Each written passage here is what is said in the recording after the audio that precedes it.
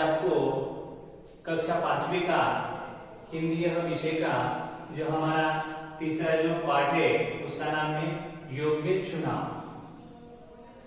तो यह योग्य चुनाव यह सुधा शर्मा इनके जो लेखक हैं, तो इसके बारे में आज हम देखेंगे कि योग्य चुनाव किस प्रकार होता है और इस पाठ में हमें क्या क्या बताने की कोशिश जो है सुधा शर्मा इन्होंने की।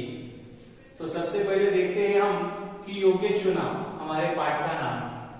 बच्चों, योग्य चुनाव यानी आपको इसके बारे में कुछ जानकारी है क्या?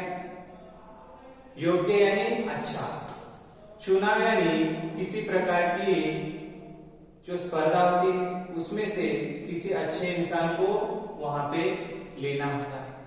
तो वह इस पाठ में हम देखेंगे कि योग्य चुनाव किसका होता है।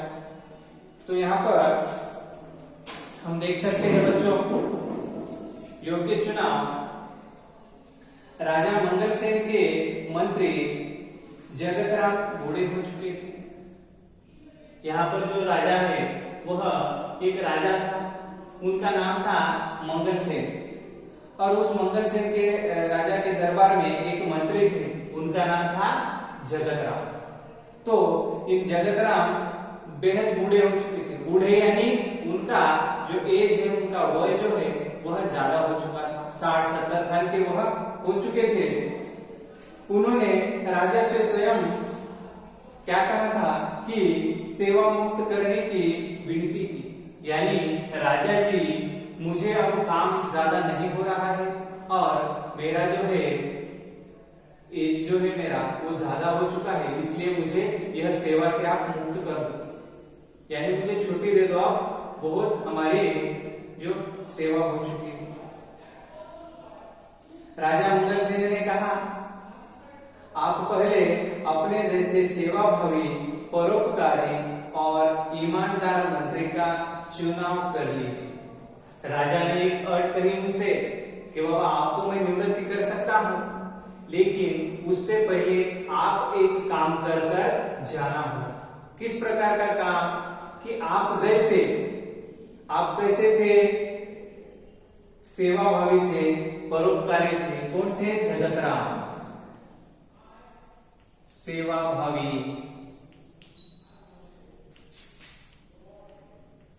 परोपकारी, सेवाभावी, परोपकारी और ईमानदारी।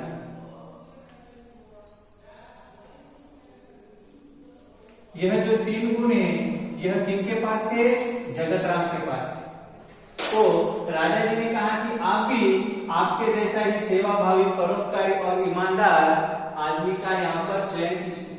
यानी सेवाभावी यानी लोगों की सेवा करने वाला, किसी में भेदभाव नहीं करना चाहिए वह। उसके बाद परोपकारी यानी किसी के ऊपर वह काम कर कर कुछ उपकार किया तो वह उपकार की उसे कभी आंच नहीं आने देना, यानी उसे लगना नहीं चाहिए कि मुझ पर जो मंत्री जी है वह उपकार किए, ऐसा मंत्री उन लोगों पर उपकार की भाषा न करे ऐसा। और तुम्हारे जैसा ईमानदार आदमी, ईमानदार यानी किसी भी चीज में भेदभाव न करना और जो व्यवहारों में गलत व्यवहार न करना, ऐसा ईमानदार आदमी आप मुझे यहाँ पर चुनाव कर एक ईमानदार मंत्री का चुनाव का कर लीजिए, तभी आपको मैं सेवा मुक्त किया जा सकता है। आप अगर आपके जैसा इंसान यहाँ पर लाते हैं तो ही मैं आपको सेवा मुक्ति कर सकता हूँ, अन्यथा नहीं। ऐसा राजा मंगल से इनका कहना है। जगतराम ने आदेश दिया, राज्य में जो राज्य है उनके राज्यों में ढिंडोरा पीटा। ढिंडोरा यानी एक आदमी होता है, वह गांव में जाकर जगहों पर जाकर हर चौरस्ते में जाकर बताता है कि ऐसा कुछ बजाकर सभी लोगों को इकट्ठा करता है और वह बताता है, पिटवा दो कि राज्य के नए मंत्री का चयन अगले गुरुवार को किया जाएगा। कब किया जाएगा? अगले गुरुवार को। अगले गुरुवार को राज्य के नए मंत्री का चुनाव जो है वह चुनाव लेने वाले हैं। तो किस किसकी उत्स्फूर्त इच्छा है वह गुरुवार के दिन, अगले गुरुवार के दिन यहाँ पर आ सकते हैं। इस पद के लिए इच्छुक 11 बजे राज दरबार में पहुंचे। कितने बजे? 11 बजे राज दरबार में आकर आप यह चुनाव का जो है वह दे सकते हैं। इच्छुक 11 बजे दरबार में पहुंचे। हर कार्य गांव गांव ढिंडोरा पीटने लगे। वह जो एक राज्य होता है तो वह एक ही, जो यह एक राज्य होता है तो वह एक ही गांव का होता है क्या? नहीं, वह अलग अलग जो गांव होते हैं, यह ऐसे 10, 20, 15, 25 ऐसे अलग अलग गांव का मिलकर एक राज्य होता है।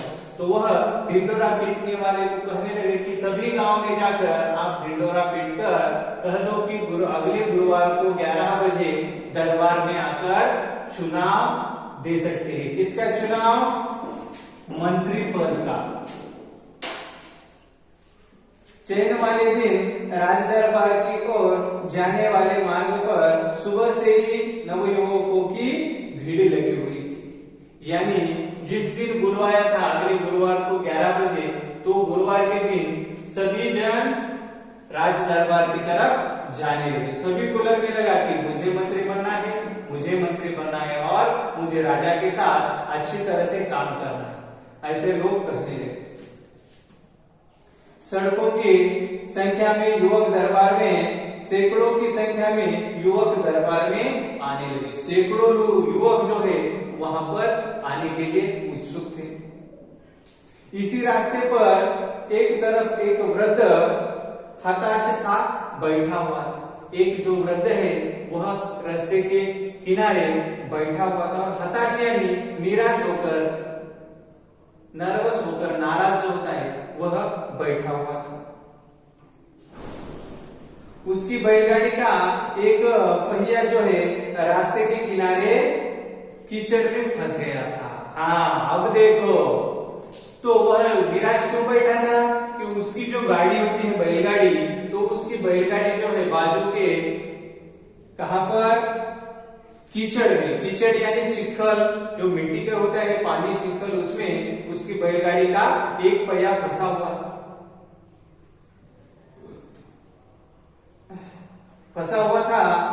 वृद्ध ने कई बार पहिया कीचड़ में से निकालने की कोशिश की, लेकिन वह अकेला वह कीचड़ में से वह उसके गाड़ी का पहिया निकालने में असफल रहा, यानी वह निकाल नहीं पाया। मंत्री पद के अनेक उम्मीदवारों ने राज दरबार जाते समय यह दृश्य देखकर किसी ने भी वृद्ध की सहायता की क्या? नहीं की। सभी जन उस रास्ते से जाने लगे। समझो ऐसा रास्ता है राज दरबार आने के लिए, तो यहाँ पर वह गाड़ी फंसी हुई है, लेकिन सभी आदमी इस तरह से जाने लगे। कहाँ जाने लगे?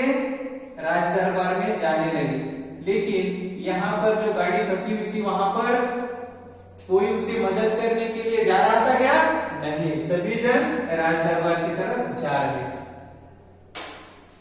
तो मंत्री पद के अनेक उम्मीदवारों ने राज दरबार जाते समय यह दृश्य देखा, लेकिन किसी ने भी वह वृद्ध आदमी की सहायता की क्या? नहीं की। तो इसके बाद हम अगले पीरियड में आपको बताते हैं। नमस्ते।